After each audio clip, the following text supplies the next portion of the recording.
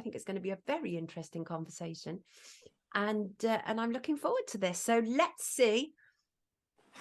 Trevor. Good morning, Trevor. Will I turn my camera? Yes, please. Perfect. Absolutely perfect. We've both got Christmas trees in the background. Everybody, it's Trevor Coult. Good morning, Trevor. Good morning to you, and thanks for this chat. It's well overdue, I think. It is well overdue. The last one we had was 10 years ago, which I was looking through my notes, and I tell you what it was to do with. It was to do with how servicemen and women were being let down, left on the streets, left with mental health issues, or different things like that. And you've always powerfully fought for these people. You are yourself a decorated war veteran. And I mean, well, let's see. Let's have a look what Trevor actually is. He's a former colour sergeant. What's a colour sergeant, Trev? It's a rank. It's just one rank above sergeant. It's a guy. It depends what role you're in. You could be in charge of stores, in charge of all the accommodation, in charge of things, or you could be an acting sergeant major, or you could step in and continue your role as a platoon sergeant. It has many different roles. You won the Military Cross in 2006. That's not something that's so easy or throwaway. Not everybody gets one of those, right? Well, to be fair, this day and age, they're throwing them at people, aren't they? Are they? Because, well, they are. But, and I don't mean, I'm not trying to disrespect the medal. What I'm saying is our armed forces now I got that for work in Iraq and Baghdad, but our armed forces today, I mean, to be fair, there was thousands of soldiers written up for gallantry awards in Afghanistan, and every one of them probably deserved it. The battles that I was involved in, I remember going back in and saying to my boss, such and such did brilliant today. You know, he broke cover, he took enemy fire. He did. I mean, there was so many deserving. It must be a very difficult process for someone at the very top to sit down and go through all these citations and decide who gets and who doesn't, because they're all very, very worthy of them. Very. And one of the reasons that I wanted everybody to know your background is because it gives some credence to why you're so bloody angry with Prince Harry. And why are you so angry with him? Well, Sonia, first of all, I'd like to point out, and I'm going to show this date to you. This isn't, I'm not trying to promote something, but this is a cover from the Sunday People that I had in 2017. So forget about Meghan. This is 2017. And in 2017, I was calling on the Royals to help with veterans. Wow. So my anger and this whole thing goes back well before Meghan Markle. So when people are saying it's racist, it's not. It's my opinion based on my experience. So basically, I was a damaged soldier. I didn't know at the time. I was damaged mentally, broken, and sorry. I got medically discharged in 2015. That's 7 years ago. And by the way, I'm still fighting for compensation. I'm in court, in the High Court, in February for that. This is wrong. Yeah, so well, it's been 7 years now with my legal team. So we're in court, in High Court in February. But I've been campaigning for 7 years, 8 years before I left the army to try and improve veterans' mental health and to try and get someone to shout and help us. So I know that about you. But the people I'll mention now, you know them all. For instance, I've done a lot of great work with Sean Raymond. Who's an independent journalist now. I've done things with Mark Nichol and Deborah Hayes and Richard Turgeon, who used to be in the Times, and all these different. I've done things with Kay Birdie on Sky. And what I was trying to do is force change through the media, because the MOD does not like it to be looked at badly by the public. So I've been trying to force that, and I'm getting to the point now. And what we did was we run loads of campaigns. David Willits did one in The Sun. The People in the Mirror did one about Save Our Soldiers, and Mark Nichol did one in the Mail. And the whole idea was to put pressure on the government to get members of the royal family involved to try and put pressure. So I remember we did the Save Our Soldiers campaign, and we reached out to different people, and Prince Harry at the time, I'm going to call him Prince because he was a prince, Prince Harry put his photograph out. And there was a big write-up in The Sun saying, and some of the people going, Harry backs war hero. And I thought, this is awesome. We have support from Harry. He's already made a statement in the media to say he's going to dedicate the rest of his life to veterans. So I'm happy. That's a statement he's made. He's now back in the campaign. We're going to change things. But The one thing that I didn't like was he just threw his face at everything. It had no credence, because I got a phone call from the Royal Foundation, which he was part of. And if people want to check phone records, it'll be there. Royal Foundation phoned me up and threatened me. And they said, back off, Prince Harry. He hasn't got time to help veterans. This is not his fight. And that really annoyed me, because I was like, what? Well, naturally, if there's any member of the royal family who should understand what veterans have gone through, it should be him, right? But this spurs the question, though. Should it be him? Oh, tell me. Why? Because a couple of days later, I received a letter from the Royal Foundation from Kensington Palace saying, Prince Harry's really, really happy with you getting behind veterans. You know, he wants to thank you for your dedication. And I couldn't work it out. Is he playing mind games? Now,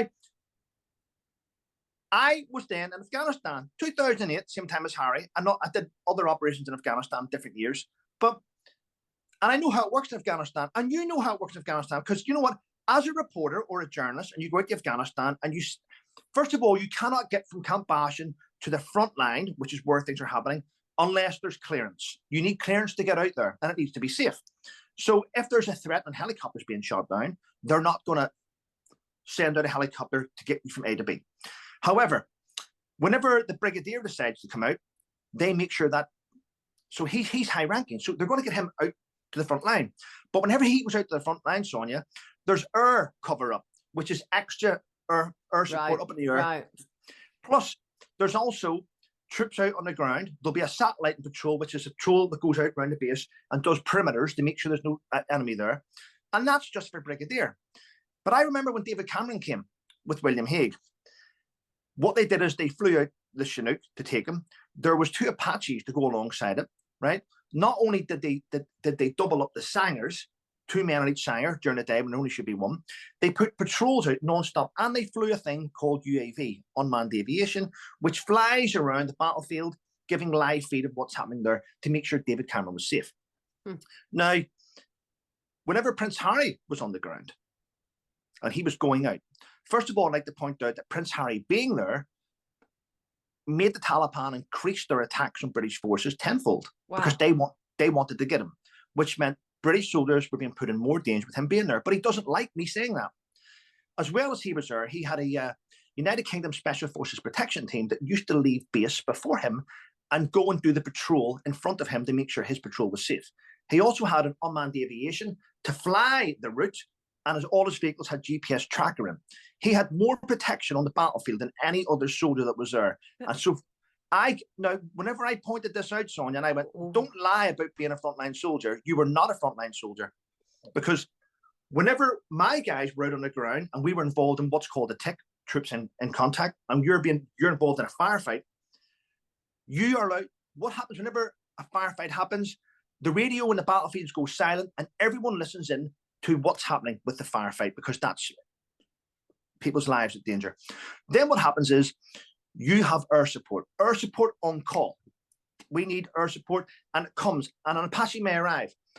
But whenever there was troops in contact and needed air support, that air support was taken away and was used in case Harry wanted to go out on the ground. Oh, good Lord, you've literally blown apart the myth. I mean, you've just blown apart the myth. So I take your point when I say, well, isn't he the right person? And when you go, no, well, is he? He's not the right person. Well, he's not the right person. Very interesting. I'm going to be honest with you. I don't class him as a soldier. Don't class him as a veteran. I class him as somebody that put soldiers' lives in danger. He's used veterans. He's used veterans to financially gain from, especially in Invictus games with his new company that he brought across. That company, I don't want to mention it, but so I've got no issue with Meghan Markle. I think all what happened was when Meghan actually started to go out with Harry, she brought out the real Harry. Because whenever you take away the royal families, and let's be honest with it, whether you like them or not, the royal family have an excellent PR team that keeps things quiet. The best in the world. And yeah, exactly. So whenever you take away that PR team that covers up all his antics, and you send them out to the world, what we are seeing now is the true colors of an individual who only cares about himself. And he does. And I think this is interesting, because I said to you the other day, we're coming from different places in terms of royalty. excuse me, I've got a cold.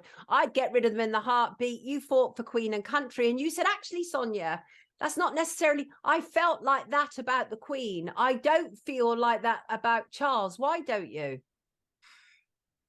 It's quite simple. So I'm going to be honest. I love Her Majesty the Queen. I mean, she was so elegant in what she did. I mean, she kept things together. She never spoke out. She kept herself. She was damned if she spoke out. She was damned if she didn't. She had that feeling of just someone that you wanted to work for, and many soldiers took the oath. But I don't get that with Charles. Honestly, No. First of all, I find him weak, woke, and a waste of space. Weak, woke, and a waste of space, Charles. And honestly, again, no fan of royalty, but I cannot understand how Harry and Meghan are allowed to romp all over, and they're trashing royalty. Absolutely makes no sense to me, and still allowed to be part of it. What are your thoughts there? Well, I'm as stunned as you. Charles should have nipped this in the bud straight away, right? They're hanging on. The royal family need to realize, right? Harry and Meghan don't give a shit about you. They don't. Let's just, I mean, be real. You've got the Suffolk MP speaking out saying, I want them to get rid of this Duke and Duchess of Sussex. They bring nothing but shame to our county. You've got a small, I think in the last poll that was done by the media, they said that only 2% of British people actually support them now. I mean, it's went downhill, and but the problem we have is this: they seem to be able to control the narrative in the media.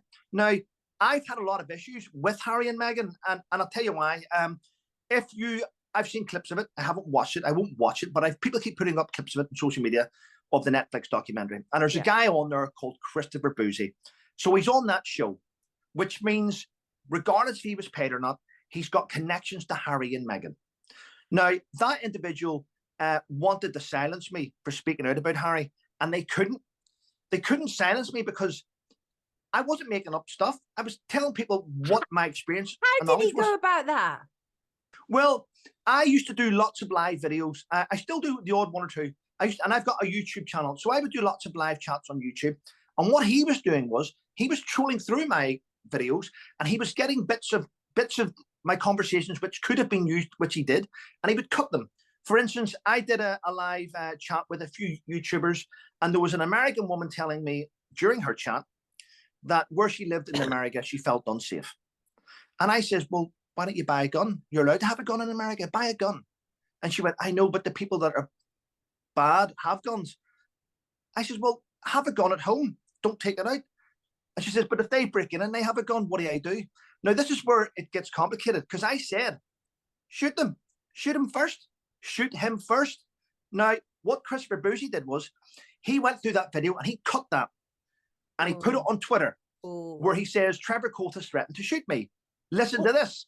Listen to this. And then it says, shoot him, shoot him, shoot him first. So he compiled a lot of videos which were cut from my videos and sent them into YouTube and had me demonetized. So are you sure it's him? Positive, because I'm 100% positive, Sonia, because he shows it all the time. And the one thing which I had to stop doing, because YouTube doesn't get my accent. So whenever I was talking about a toxic duo, which is DUO, a toxic duo, which really annoyed me, YouTube subtitles said toxic Jews. Oh no. And I wrote into YouTube and I says, listen, this guy then screenshot that and he puts all these things together, shoot him, toxic Jews. And then he makes me out to be unhinged. And I get demonetized. The truth is, in September, I had earned £4,448 on YouTube, and they took that off me. They demonetized me. They didn't pay me. They suspended both my channels, September, October, November, December, still suspended. And that suggests a popular channel, Trevor, if you're earning that sort of money per month on YouTube.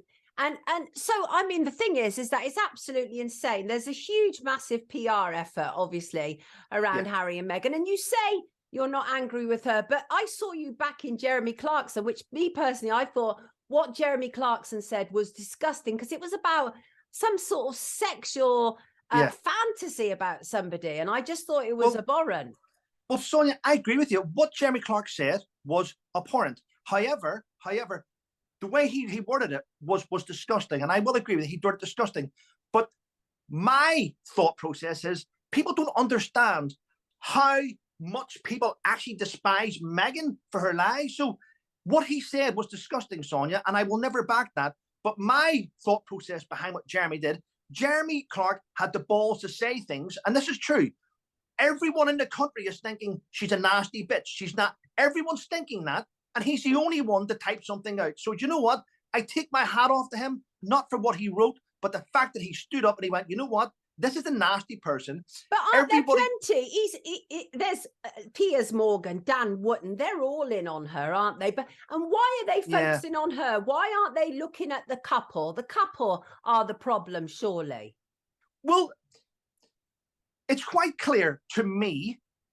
I've got permanent neurological brain damage from different things in the battlefield, and from me looking out, and I go through therapy. I had therapy about a month. Well, no, about 2 weeks ago. So I know well. I can spot people that aren't well. Now, it's very, very clear that Harry's not well. Right. But it's also very, very clear that she's not well. So they bounce off each other. Now, the thing is, I think the reason why a lot of people are focusing on Meghan is because she's brought out the real Harry, or the fact that these things just continue. Every time she says something, Sonia, you then go, look, you look back at something else you said 4 years ago. Well, back here you said you did. So she's not an honest person. Look, I am no fan of theirs at all. They would love censorship all over the internet. They'd love to stop people talking on social media. They hate anybody talking about them unless it's to big them up. So I am definitely no big fan of them at all. I just can't quite get the level of hatred that she seems to have directed at her when it's both of them. So of your mind, they absolutely should not have the Sussex titles. 100%. Now, Sonia, being in the media, I would say that you either know or you've heard of a thing called a D notice. Sure. Right. So why can't the government put a D notice on the both of them? If our government was to put a D notice on Harry and Meghan, then the media, the TV, the radios in the UK would not be able to speak about them, show them, or discuss them. And they would lose. Do you know what? That is how you stop them. You put a D notice on them because they're causing trouble to our country, and then you let them stay in America and we never hear about them again. And then that's how you get rid of them. That is a perfect note to end on. Listen, Trevor, I cannot fault your passion at all. You are absolutely passionate, and with damn good reason, because you've put in your time and you don't like seeing these people coming along and pretending to be something that they're not. And I completely get that. I absolutely do. Nick, thank you for reminding me about Trevor very much. It's been an absolute pleasure to have you on. Everybody, Trevor Coult, who says what he means and means what he says. Take good care of yourself, Trevor. Happy Christmas. Happy Christmas, Sonia. Take care and thank you. Pleasure. Take care of yourself. Lovely to speak to you. See, the thing is I don't have to agree with people, but I love people who are prepared to stand up and be counted. I love that. I think it's so important.